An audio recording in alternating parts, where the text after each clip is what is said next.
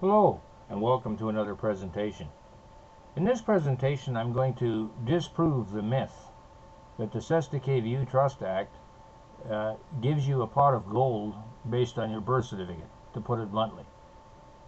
If you review the slides in this presentation, you will understand that that is not the intent of this presentation, and I have a larger presentation which goes into more depth and detail, which I will post if there's interest. It actually goes through the whole act and disproves the whole thing, or maybe I'll do an update or a part 2 for those that want the in-depth proof.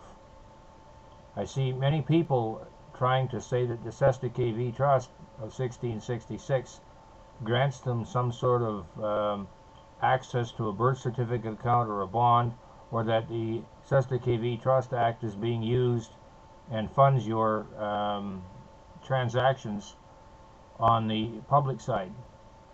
This is incorrect, and I will go through the presentation and explain why it's incorrect. And as I say, if you need additional information, if there's interest, I will post a larger presentation. I try to keep my presentations within an hour and or less, and that ensures that people don't get bored with it. The historical context of the Cestui Que Vue Trust was there was a great fire in London in 1666, and this is why we get the year. The fire left many properties in London either empty, derelict, and or no recollection or resemblance of anything, creating confusion about property ownership. Now, many of the people that were involved in this or suffered a loss as a result of this fire were in fact individuals that were working on behalf of the Crown and the Queen, and some were either fighting for the British Empire or settling new lands. Some of these individuals were killed while others were eventually returned. But when you returned, your property would not be as you left it, given the fact that there was a fire.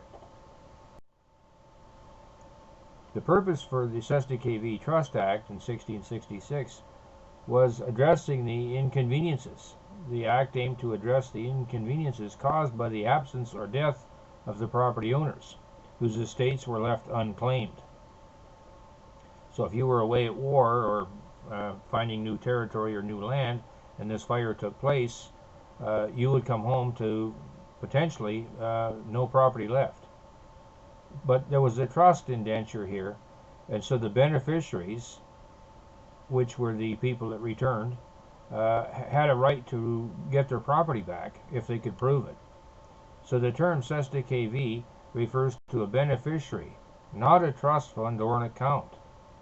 It specifically addresses the rights of the beneficiaries to reclaim their land or their estates. That's all it's for. Now, the key provisions of the Act, they had to provide proof of life, so individuals who were overseas had to prove they were alive to reclaim their estates. If they didn't do so within the 7 years, the property would revert back to society, or in other words, revert back to the government, and then the government could allocate that piece of property to somebody else who desired that property or who was in need of a piece of property. The reversion of property, if the property owner could not prove their life within 7 years, the property would revert to the original grantor or be redistributed to someone more in need. Just basically what I said. Okay? Now, the legal mechanism, assumption of death. If no proof of life is provided within the 7-year time frame, the law assumed that that individual, notice it doesn't say person, that individual was dead or is dead, allowing the property to be reverted back to the original grantor, which in most cases was the king. This is where we can get into land patents and land grants, and we can use that as some of our evidence, but that is not the purpose of this presentation. Now, reclaiming the property, if an individual returns and proves their life after their property has been reverted to somebody else, they can claim it along with any profits and interest that occurred during their absence. So if the government inadvertently gave up that piece of property to someone else, and say they rebuilt a house or a barn or a business or whatever, and the individual who originally owned it or had control of it showed up within that 7-year time frame, they could reclaim that property along with any fixtures or buildings or whatever that had been added to it. Okay?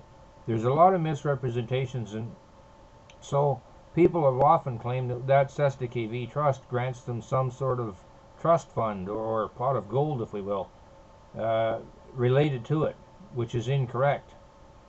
Okay? It is solely concerned with property claims, ensuring land is put back to productive use and not forfeited to somebody else in the absence. Now, public access and revision. Similar principles apply to public footpaths and unclaimed estates, which can revert back to the Crown or local authorities if unclaimed for a certain period. And the Cestui Que Vue trust is 7 years. Now, if we look in the law, which I didn't bother to expand on here, there's a thing called squatters' rights. And that basically means if somebody within 7 years has squatted on your property and you haven't said anything, then they can assume control and ownership or possession of that property. You guys can look that up in the law if you wish. So there's relevant statutes in case law. Cestui Que Vue Trust 1666 is a primary statute discussing and addressing property claims and the assumption of death if no one has showed up after 7 years of absence. The Black's Law Dictionary defines Cestui Que Vue as a person whose life is measured in the duration of a trust, gift, estate, or insurance contract supporting the interpretation of the term as beneficiary. Well, this means now if there is in fact a trust, you are the beneficiary and the government was the trustee. But the government is supposed to act in the best interest of the beneficiary. So if you own property in any one of the British Commonwealths, and in fact in almost probably every country, the government is the trustee and you are the beneficiary, and you have the equitable claim. We'll get a little bit more into that later. So the birth certificate is an uppercase name that represents a legal entity or the trust. This is why your bills that come from the federal or provincial government generally come in an uppercase set of letters. Okay? And when your tax bill comes in for your council tax or your property tax or what have you, or your driver's license, it's in the name of a trust, which is the intellectual property of the Crown. Remember, the Crown created it, and therefore it belongs to the Crown, and you, the living man or woman, is only the beneficiary. According to the principle of trust law, you're the beneficiary of the trust created at the time of your birth. You had no knowledge of your birth certificate creation, you had no party to it, and you did not sign the document. So therefore, you are not the trustee. The legal fiction created by the uppercase name does not have jurisdiction over you as the living individual. Remember, it's a creation of the government. It's not you, and it doesn't have jurisdiction over you. The fact that it's created in your name means that you have to be one of three parties. You can be the grantor settlor, which doesn't qualify because you didn't grant this. You can't be the trustee because you had no knowledge of it, so that means you can only be one person or one individual left, and that's the beneficiary. The principle is supported by understanding that the Crown holds the intellectual property and created the uppercase name, and any use of it without proper joinder is invalid. So when the government brings you to task on a trial, and I don't care if that's a provincial trial in Ontario or it's a magistrate's court in the UK, they're bringing the uppercase name to court. And since the government or the court is an extension of the Crown is in fact attacking one of its own. Now, as another reference, the registered owner of most vehicles in the UK is the DVLA. However, anyone in lawful possession of a vehicle would have an equitable claim as a beneficiary to the trust. Now, if you understand what I just said, The DVLA is the owner because it was registered through them, and they claim they're the owner. You're the registered keeper. Now, under the possession rules of a court hearing, and under trust law, and because you have an equitable claim, you have a superior claim to that of the government. You have put money into that vehicle. You have paid for repairs, or maybe you've done them yourself, but then you've had to pay for parts. You also have the fact that you take care of the vehicle, maintain it, and you're in possession of it. So the government may have legal title, but you have equitable title. So when they try to confiscate your car or vehicle, you could use this argument in a letter to them. Now, if we go back to the Cestui Que Vue Trust of 1666, I'm giving you a couple of court cases. The town of Puyallup versus Clark in 1815. The U.S. Supreme Court found that a royal grant of land to the Church of England in New Hampshire was not completed. The state of Vermont, as successor to the English crown, could claim the land and convey it to the town of Puyallup for schools. The Cestui Que Vue nature of trust holding land was deemed void. This case illustrates the application of the Cestui Que Vue Trust concept in demonstrating property rights and the validity of historical land grants. Now, because it wasn't completed, that was the issue. Now remember, this is in 1815. If we use another court case, we have Tourette versus Taylor, 1815. The U.S. Supreme Court ruled that the state of Virginia could not expropriate property from the formerly established Episcopal church and abolish its incorporation. The land had been conveyed in the form of a Cestui Que Vue for the use and benefit of the church. So here, because the Cestui Que Vue Trust was completed properly, the government had no authority to take it away from them. This case highlights the protection of property rights under the Cestui Que Vue principle, even after significant political changes. Now, many people have property which is held under a land patent or a land grant, which supersedes the local municipality, and therefore the local municipality has no right to control your property, if it is under a land patent or land grant which has been perfected. That is the subject of a whole new presentation. We won't get into that now, but I'm showing you the basis of this Cestui Que Vue Trust. Another U.S. court case, the Society for Propagation of the Gospel versus the town of New Haven, 1823. Summary. The U.S. Supreme Court dealt with the lands granted to an English corporate body with a religious purpose. The court ruled that the property of English corporations at the time of the American Revolution was protected by a Treaty of Peace of 1783. This case underscores the enduring legal recognition of Cestui Que Trust in protecting property rights across different jurisdictions and historical context. This, therefore, reaffirms what I said earlier, that if your property is held under a land patent or a land grant, the government has no right to turn around and intervene. This is especially applicable in Canada, where much of the property is actually held under a land patent or a land grant. I can explain in further detail in a separate presentation if needed.